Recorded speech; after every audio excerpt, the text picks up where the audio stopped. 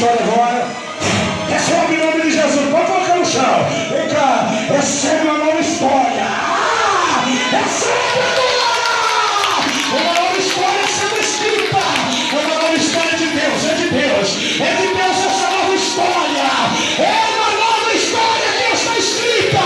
Eu acredito que você vem para adorar. Eu acredito que você vem para adorar. Então agora, deixa eu baixar aqui, irmã. Eu acredito que você vem para adorar. Agora. Vem cá, minha amada. Vai lá. É uma nova história, irmã. Vai lá. Deus está escrevendo a tua história, irmã. Vem cá, filha. Vem cá, tem uma nova história. Vai lá, tá vendo, irmão? Tem uma nova história sendo escrita. É a nossa noite. É a nossa noite. É a noite da virada. É a noite da virada. Vem cá, meu irmão. Deus está escrevendo a tua história. Vai lá na frente. Começa a receber agora. Hoje, mas deixa a criança comigo. Vem cá. É uma nova história. É uma nova história. É uma nova história.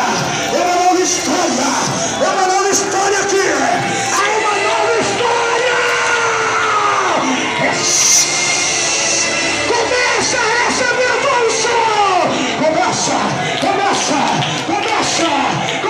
Meu Deus do céu. Isso aqui está pegando fogo. Isso aqui está pegando fogo. Isso aqui. Recebe a nova história. Recebe a nova história agora. Ei, meu Deus. Ajuda. Ajeita, não. Recebe a nova história. É uma nova história. Recebe a nova história a partir de hoje. Recebe a nova história. Recebe, segura. Vai. Recebe a nova história. Recebe, meu Deus. Segura, irmão. Segura. Ajuda aí, obreiras. Tem uma nova história sendo escrita. Eu estou crendo nessa nova história. Levanta a mão, só quem pode. E glorifica. Eita Deus. Há uma nova história. Há